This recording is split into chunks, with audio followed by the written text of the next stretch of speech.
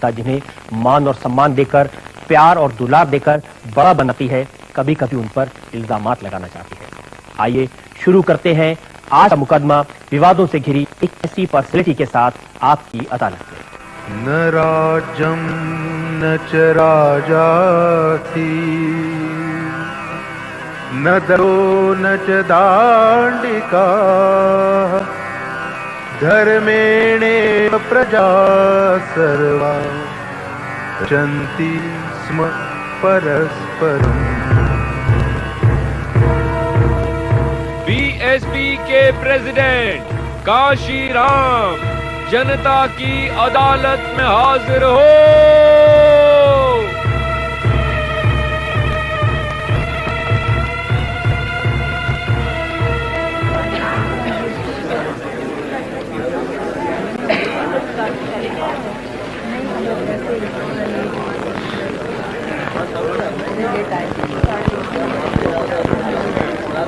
कार्रवाई शुरू की जाए। पार्टी के नेता काशीराम उत्तर प्रदेश असेंबली के चुनावों के बाद से लगातार खबरों में बने हुए हैं। पंजाब के खवासपुर गांव में एक रामदासी सिख परिवार में जन्मे काशीराम कुछ समय रिपब्लिकन पार्टी ऑफ इंडिया के साथ जुड़े रहे। पुणे में explosives research and development laboratory की सरकारी नौकरी छोड़कर काशीराम ने दलित समाज के लिए काम को जिनका बना लिया। 1970 में उन्हें बामसेफ के नाम से popular backward and minority community employees federation बनाई। 1981 में दलित शोषित समाज संघर्ष समिति फॉर्म की, जिसे DS4 के नाम से जाना गया। राजनीतिक कामों के लिए काशीराम ने बहुजन समाज पार्टी फॉर्म की। 1984 में पहली बार BSP ने 207 सीटों पर चुनाव लड़ा तो सब जगह उसकी हार हुई थी, लेकिन काशीराम ने आज BSP को एक पॉलिटिकल फोर्स के रूप में खड़ा कर दिया है। उत्तर प्रदेश में BSP डिसाइसिव पोजीशन में है। पंजाब और मध्य प्रदेश में भी काशीराम का असर है। आज काशीराम अपना मुकदमा खुद लड़ेंगे। जज हैं सीनियर जर्नलिस्ट प्रभाष जोशी और जनता की ओर से सवाल पूछेंगे रजत शर्मा।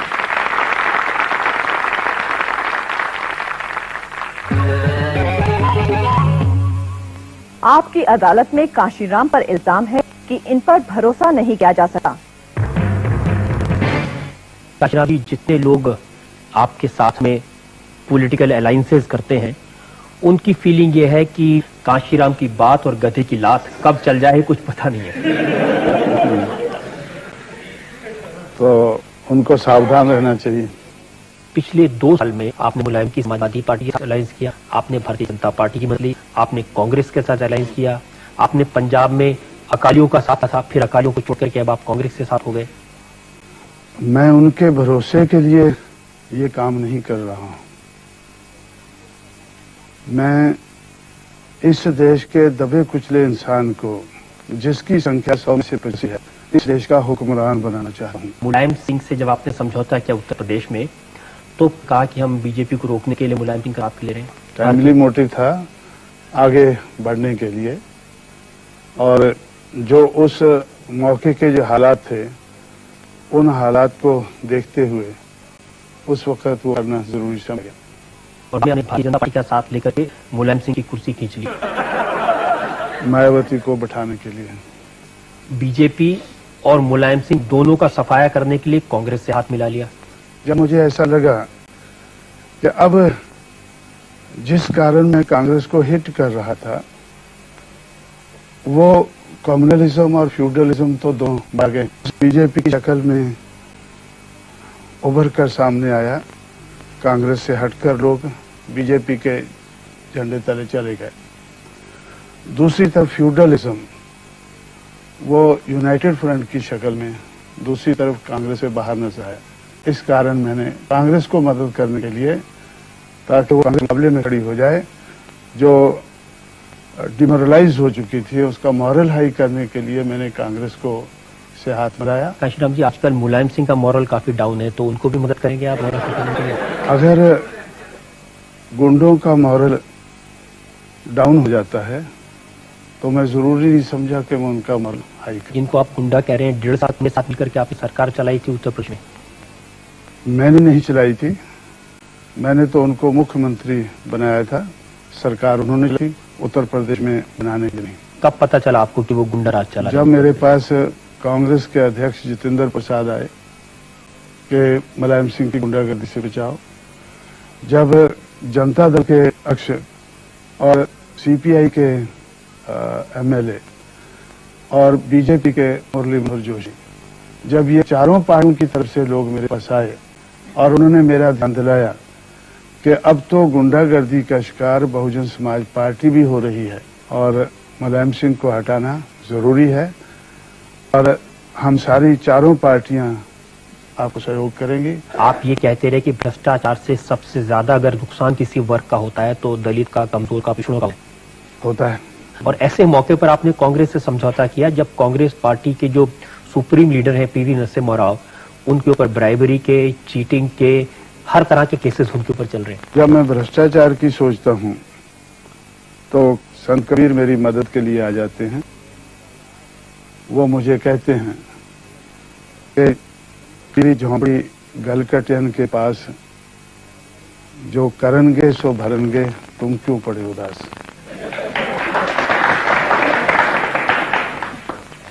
हर राजनीतिक दल आजकल सिद्धांतों की बात करता है, लेकिन हमारी आम जनता की नजर में आजकल सिद्धांत जो नजर आ रहे हैं वो है कुर्सी पाना, पैसा इकट्ठा करना और अपने विरोधियों का नाश करना। मैं समझता हूं कि अब हमें सामाजिक दिशा में और आर्थिक दिशा में कामयाबी हासिल करनी है तो उसके लिए राजनीतिक सत्ता का होना या क्लाउड का होना ये जरूरी समझा गया।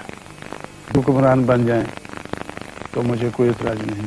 किसी भी कीमत पर कुर्सी पर बैठना है। कुर्सी पर बैठकर जो काम पिछले 4.5 महीने में किया है वो करना है। चाहे उसके लिए आपको बीजेपी की मदद लेनी पड़े, चाहे कांग्रेस की मदद लेनी पड़े या इनकी मदद लेनी पड़े। लालू यादव की भी मदद लेंगे। पर वो अपनी गुंडागर्दी को खत्म कराने के लिए मदद देता है तो कोई एतराज नहीं। जो यूनाइटेड फ्रंट की सरकार है, मैंने सुना है उन्होंने आपको सत्ता में भागीदारी ऑफर की है। जब मैं मायावती के ऊपर जिद कर रहा था तो तब उनमें से एक मिनिस्टर आए मेरे पास। उन्होंने कहा कि आप डिफेंस मिनिस्ट्री ले लें और मायावती को दूसरा कोई महकमा सेंटर में दे दें और भी आपका कोई तीसरा या चौथा आदमी को सेंटर में मिनिस्टर बनाया जा सकता है। Let Mulayam Singh go as chief minister of Uttar प्रदेश।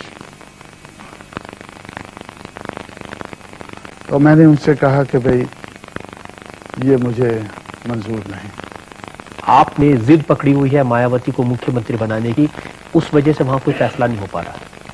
हम लोगों ने जो उत्तर प्रदेश के लोगों से वोट मांगा है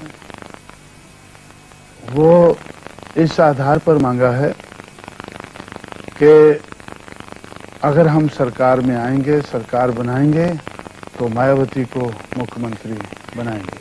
हम उनको निराश नहीं करना चाहते। लेकिन आप ये भी तो देखेंगे ना कि आपकी पार्टी को उतने एमएलए नहीं मिले कि आपकी अपनी सरकार बन सके, और आप खुद ही ये कहते थे कि जिसकी जितनी ज्यादा संख्या होगी उसकी उतनी हिस्सेदारी होगी। जो लोग सेंटर में हिस्सेदारी लिए बैठे हैं तो उनको स्टेट के लिए हमें हिस्सेदारी दे देनी चाहिए। कांग्रेस और बीएसपी मिलकर सरकार नहीं बना सकती। मुलायम सिंह मायावती के लिए तैयार नहीं होंगे। भारतीय जनता पार्टी अपनी सरकार बनाने की कोशिश कर रही है। हो सकता है वो कोशिश छोड़ दे, हमारी सरकार बनाने की कोशिश में लग जाए। भारतीय जनता पार्टी से आपको कोई बातचीत है इस बारे में? बातचीत तो मेरी कांग्रेस के अलावा किसी से नहीं है। देखिए, आपने तो कहा था कि अगर कांग्रेस पार्टी यूनाइटेड फ्रंट से सपोर्ट विड्रॉ नहीं करेगी तो आप उससे नाता तोड़ लेंगे, लेकिन कांग्रेस पार्टी ने ऐसा कुछ नहीं किया। तो ये सारी बात को ध्यान में रखते हुए हमने सोचा है कि जो कांग्रेस से हमने उत्तर प्रदेश में नाता जोड़ा था और उसके बाद पंजाब और मध्य प्रदेश में उसको बढ़ाना था और उसके बाद फरवरी मार्च में होने वाले पार्लियामेंट के चुनाव तक उसको चलाना था, तो उसके बारे में हमने सोचना बंद कर दिया है। और अब कांग्रेस वाले मुझे कह रहे हैं कि पंजाब में चुनाव आ रहा है तो ये समझौता पंजाब में भी हो जाना चाहिए। तो मैं उनसे कहता हूं कि भाई उत्तर प्रदेश में तो ठीक है, जो हुआ है तो रहेगा, लेकिन पंजाब में हम समझौता नहीं करेंगे, मध्य प्रदेश में नहीं करेंगे, जब तक आप फ्यूडल फोर्स को बनाए रखेंगे, उनको सहयोग देते रहेंगे। लेकिन अगर कांग्रेस केंद्र में अपनी सरकार बनाने की कोशिश करे तो उसमें आपका समर्थन उनको मिलेगा? वैसे हमारा जो जब समझौता हुआ था, यही सोच के आधार पर हुआ था कि अगर कांग्रेस और बीएसपी की मिलीजुली सरकार सेंटर में बन जाती है, वो ज्यादा स्टेबल रहेगी। आपकी बातों से लगता है कि सत्ता में आने के लिए आप किसी का भी इस्तेमाल कर लेंगे, नींबू की तरह निचोड़कर नरसिम्हा राव को फेंक देंगे? नींबू की तरह निचोड़ कर नहीं, वैसे ही छोड़ देंगे। निचोड़ने की क्या जरूरत है? अगर 4 साल का इतिहास देखें काशीराम जी, तो मुलायम सिंह जी के साथ समझौता, भारतीय जनता पार्टी के साथ समझौता, नरसिम्हा राव के साथ समझौता, अकाली दल के साथ समझौता, शाही इमाम के साथ समझौता, और ये सारे समझौते सिर्फ 2 साल में हुए और टूट गए। अगला समझौता किसके साथ होगा और किसके साथ समझौता तोड़ेंगे, ये जरा बता दीजिए। अभी आप बताएं कौन कौन बचा है। तो अगर कोई और बचा है तो उनके साथ हो जाएगा, अपने लक्ष्य को पूरा करने के लिए। अब बचे देवेगौड़ा और कम्युनिस्ट पार्टी के लोग? नहीं बचे, वो नहीं बचे हैं, उनको हम रिजेक्ट कर चुके हैं। और सोच लें और कोई बचा है तो मैं भी सोचता हूं अगर कोई बचा है तो उसको भी इस्तेमाल करें। आमतौर पे कहा जाता है ना कि जिस थाली में खाता है आदमी उसमें छेद करता है। वो कहते हैं काशीराम जिस थाली में खाते हैं उस थाली को तोड़ ही देते हैं, ताकि दोबारा नई थाली आ जाए। हमेशा नई थाली में खाना अच्छा रहता है, मैं पसंद करता हूँ।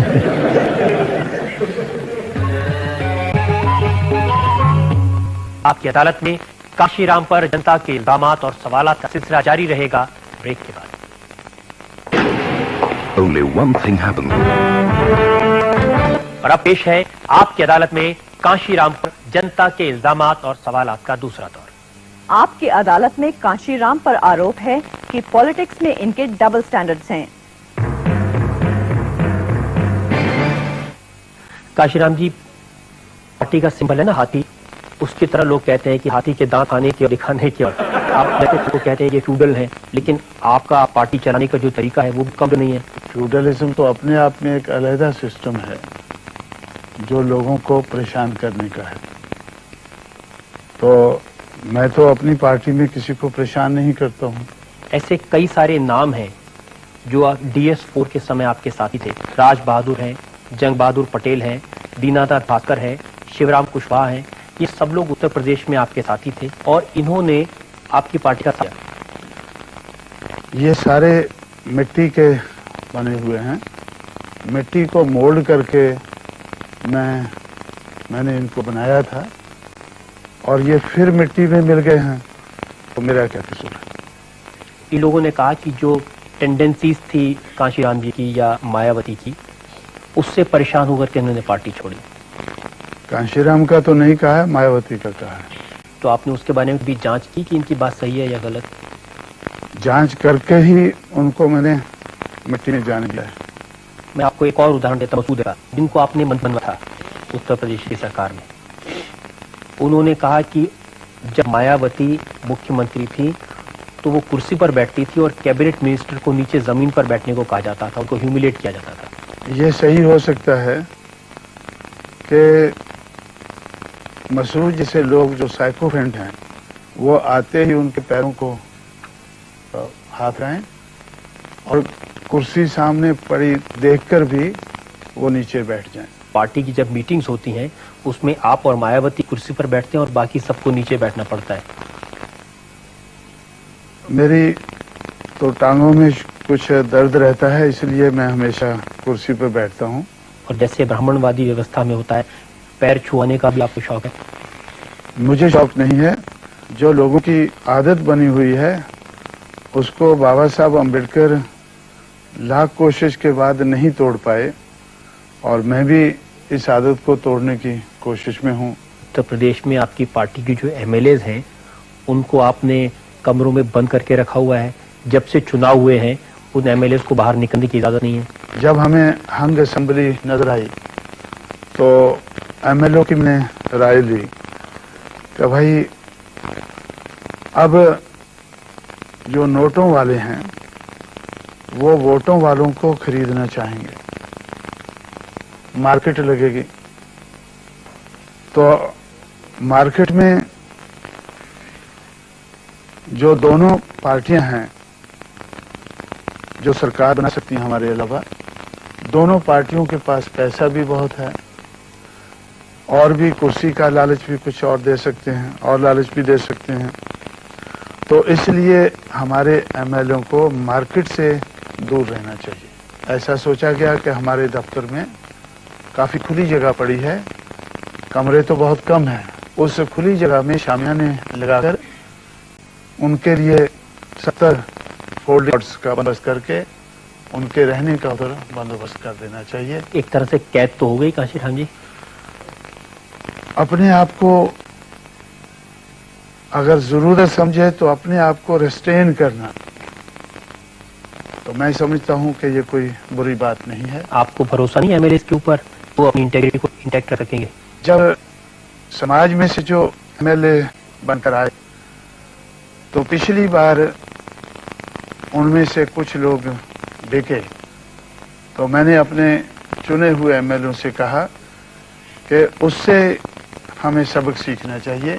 बाकी पार्टीज के भी एमएलए हैं, वो तो मार्केट में है, उनकी कुछ खरीद फरोख्त की खबर आपको मिली उनको है? मालूम है कि कांशीराम देने के लिए उतना पैसा है और रेट कांशीराम क्या चल रहा है जी आजकल एमएलए? एमएलए का रेट जो है वो भी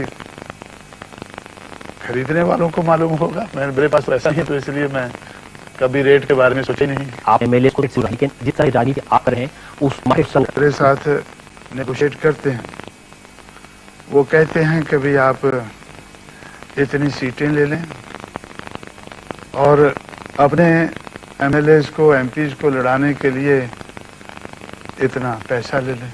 जैसे कांग्रेस से मेरा समझौता ना हो, यूनाइटेड हो जाए, तो मेरे पास आए थे तो आपको इतनी सीटें मिल जाएंगी और सारी खर्चा जो है वो यूनाइटेड फ्रंट उठा लेगा और रेट भी बताते हैं वो। लेकिन मैं समझता हूं कि अदालत में वो बता सही नहीं। वैसे लोग को एक्सपोज कर देना चाहिए, उनके रेट भी बता देने चाहिए और उनके नाम भी। जो हमारे एमएलए है जिन्होंने वोट देना है उनको मैं बता देता हूँ कि भाई आप रेट आकर ही चला है। जो लोग आपको ऑफर करते हैं उनके नाम तो आपको जनता के सामने बता ही देनी चाहिए। एमएलए को बता देता हूँ तो जनता को भी चुनकर आना होगा। अगर एक सहयोग ने बताया कि जब आपने रील बना थी और ये मूवमेंट चलाई थी तो आप 3 कसमें खाई थी। एक तो ये कि मैं शादी नहीं करूंगा, परिवार नहीं बनाऊंगा। दूसरी ये कसम खाई थी कि मैं अपने लिए कोई संपत्ति नहीं जुटाऊंगा और ये कि कोई सत्ता की कुर्सी पर नहीं बैठूंगा। 3 नहीं 2 के बारे में, मेरी कोई फैमिली नहीं होनी चाहिए, लेकिन मेरे ऊपर कोई पैसे का कभी इल्जाम नहीं लगना चाहिए, इसलिए मेरी कोई प्रॉपर्टी भी नहीं होनी चाहिए। मुझे कुर्सी पे नहीं बैठना है ये तो मैंने कभी नहीं सोचा था। ये सोचा था कि मुझे कुर्सी पर ही, कुर्सी नहीं तो 3 गद्दे बिठा दो, कुर्सी जितना ऊंचा है।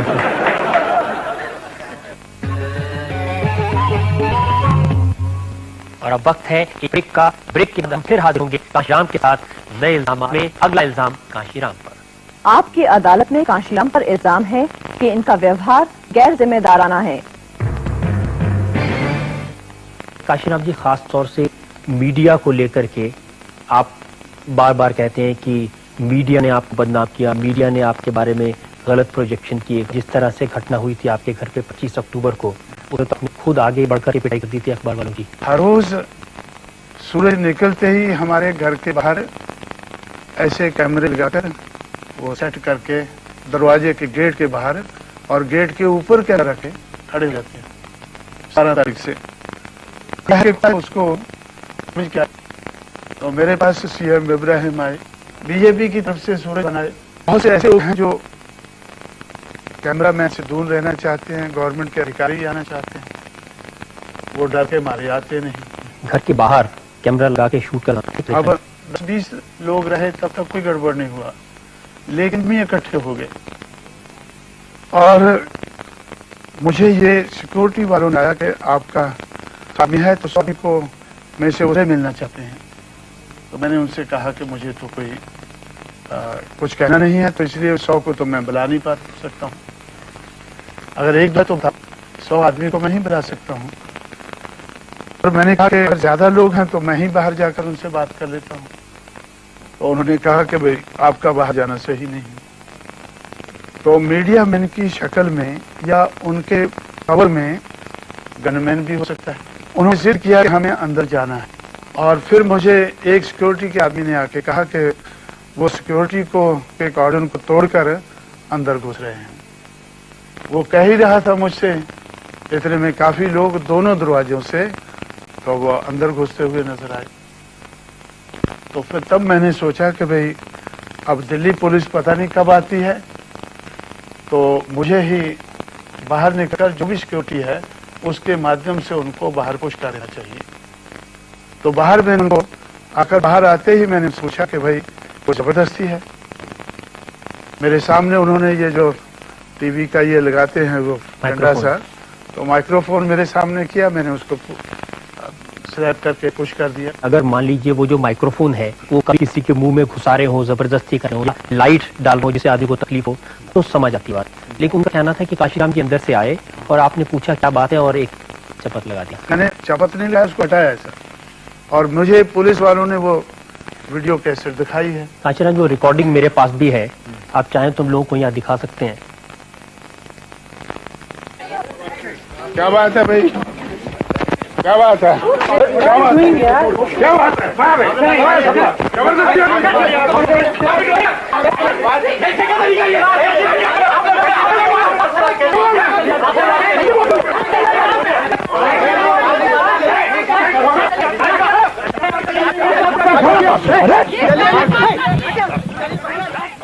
ये जो सीन आपने दिखाया है ये बिल्कुल मेरे दफ्तर के दरवाजे के बाहर का है। जब वो मेरे सामने, अभी उन्होंने वो नहीं दिखाया, आपने अगर नहीं दिखाया है तो उसमें मेरा क्या कसूर है? तो जो मैंने चपत नहीं लगाया उसको हटाया ऐसा। उस दिन जो अखबारों की रिपोर्टों से कहा गया कि काशीराम जी ने सिक्योरिटी वालों से कहा कि मसालों को शूट कर दो इन्हें, ये भी एक और झूठ है। तो आपके पास तो होना चाहिए था फिर वो रिकॉर्ड। आपने माइक्रोफोन हटा दिया ना वहाँ, इसलिए कैसे रिकॉर्ड हाँ, तो मैंने उनको बोला खदेड़। अच्छा, दूसरा जो आप दिखाते हैं मैंने कहा खदेड़ो इनको। मायावती ने तो आरोप लगाया कि उन जर्नलिस्ट के बीच में कुछ समाजवादी पार्टी के मुलायम सिंह के भेजे हुए लोग मिले हुए थे। कुछ लोग उनको शराब पिलाकर प्रेस क्लब में खाना वाना खिला के तैयार करके तो हमारे घर के सामने वो कैमरे फिट करके खड़े कर देते थे।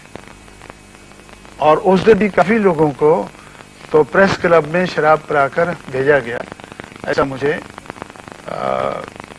कुछ लोगों ने बताया है।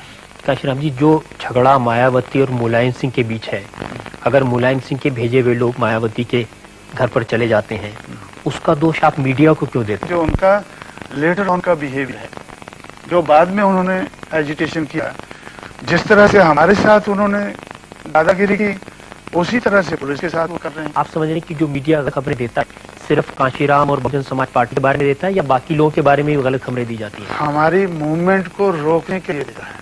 आप 4 साल से अखबार वालों का हाल देखिए। 1992 में उत्तर प्रदेश अयोध्या में विश्व हिंदू परिषद बीजेपी के लोगों ने उनकी पिटाई की। 1993 में उनकी पिटाई मुलायम सिंह यादव ने की। 1994 में मायावती ने की। 1995 में कैलकाटा में राइटर्स बिल्डिंग में जर्नलिस्ट की पिटाई हुई और 1996 में आपके हाथ में सत्कार हुआ। अगर बीजेपी के मूवमेंट के ऊपर हल्ला होता है तो बीजेपी देखती है, अगर कम्युनिस्टों की मूवमेंट पे हल्ला होता है तो कम्युनिस्ट देखते हैं, अगर मुलायम सिंह की मूवमेंट पे हल्ला है तो मुलायम सिंह देखते हैं, अगर कांशीराम की मूवमेंट पे हल्ला होता है तो कांशीराम को देखते। तो अखबार वालों को हर हालत में पिटना ही पिटना है? नहीं, जरूरी नहीं है, पिटने का काम ही नहीं करना। हमारे चैनल बहुजन दस्तक को देखना, लाइक, शेयर, सब्सक्राइब करना मत भूलिएगा और फेसबुक, ट्विटर, इंस्टाग्राम पर फॉलो जरूर करिएगा। जय भीम, जय संविधान, जय भारत, नमो बुद्धाय। धन्यवाद। धन्यवाद। चैनल आर्थिक समस्या से गुजर रहा है।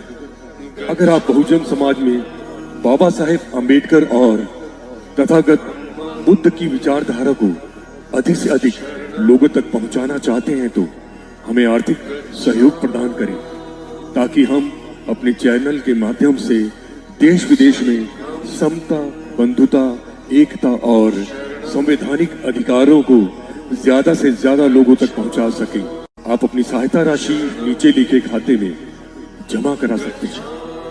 खाता धारक गौतम रत्ना, खाता संख्या 316957686551, IFSC कोड SBIN 0060336, बैंक भारतीय स्टेट बैंक। आप हमारे बैंक खाते का विवरण स्क्रीन पर भी देख सकते हैं। रोको मत हमें, टोको मत हमें, आगे बढ़ते जाना है।